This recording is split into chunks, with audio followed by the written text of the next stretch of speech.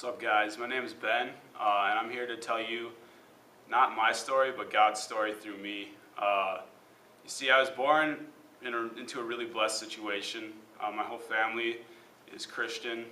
I grew up going to church every day, or every week, not every day.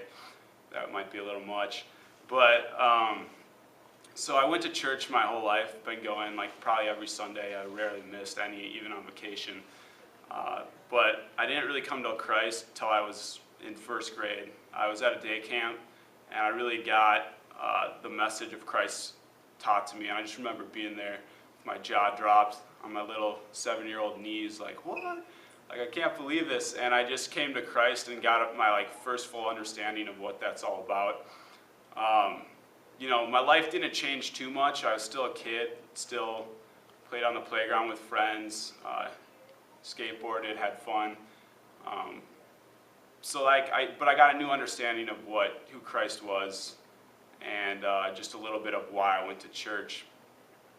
Entering middle school, I became a little bit more rebellious. I was a skateboarder with a lot of my friends. We were like little punk kids, and we'd always go around swearing, just kind of doing things that you like to do when you're when you're a little younger kid, kind of trying to figure out who you are. Middle school is one of those times you really are searching for an identity. And each summer I'd go to this camp, Trout Lake Camp in northern Minnesota, and they'd ask about rededicating your life to Christ. And I always knew, for some reason I thought I lost my salvation, and I would always pray to rededicate my life to Christ and get it back on track. I didn't really understand or really trust that God was there to catch me when I fell, to be there when I was in the midst of my sin. I thought I had to be a good person in order to do God's work. And so that's pretty much how my high school years went then. I decided to change, just be a really nice guy, just be a fun guy to hang out with, and hopefully others would see Christ through my actions. And because of that, I was known as one of the nicest guys to a lot of my friends, but no one really knew about my church background, my Christianity, or that Jesus was in my heart, because I never told anybody.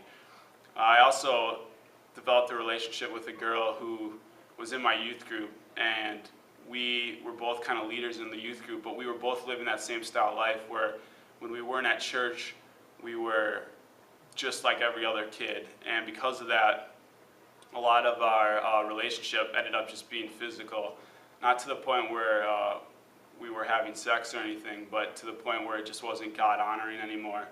And that lustful relationship we had really was not bringing me closer to the Lord or bringing her closer to the Lord.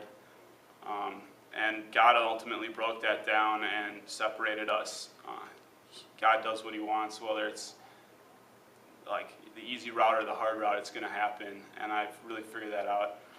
After high school, I went to a Bible school, and I wasn't ready to go to college. I didn't know what I wanted to do with my life, and so I went to a one-year Bible school in Winter Park, Colorado, where I got to snowboard a lot because that's one of my favorite things to do, and hike beautiful mountains and see God's creation. But really, I got to experience God's power for the first time when I got to go down into Denver and share my faith with some homeless men I met on the street.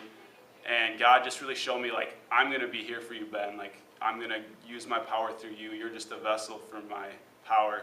Before going, I always wrote evangelism off, knowing that that wasn't something I was good at, when in reality, it wasn't me, but it was God. I then came back home, went to community college for 2 years, and got a new mindset of world beliefs, more atheistic beliefs and more universalist beliefs that really started to bring doubts into my mind.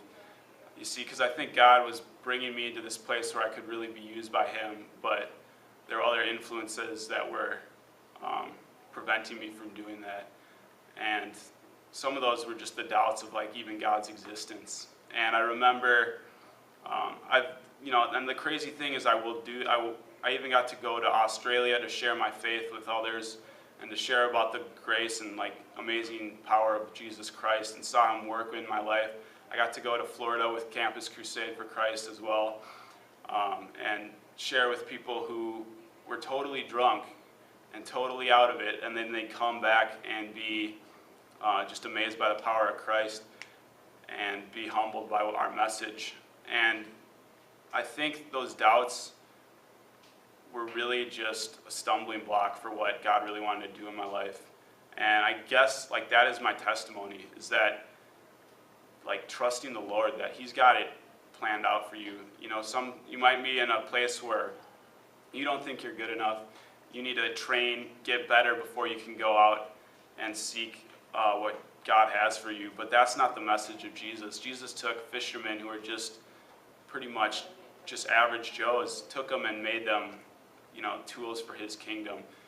And that's what He wants to do in all of our lives. You know, it's not whether or not we're eloquent in speech or, you know, really good at certain things. You know, a lot of times I will doubt myself because I'm not the best at something. But in our weakness, God is stronger, and He shines a light through us. And, you know, right now, more than ever, we need men and women who are just dangerous for Christ. And that doesn't necessarily mean that we are super talented, but it means that we're super passionate to just say, God, I'm open to whatever you want to do, and let Him work through you. And so that's just my testimony. It's a daily occurrence of building up upon, I don't know what I'm trying to say here, but it's a daily walk and a daily challenge, but it's the best life I'll ever live. And so far, since embracing the power of Jesus, my life's never been better. And I invite you guys to join me on that journey.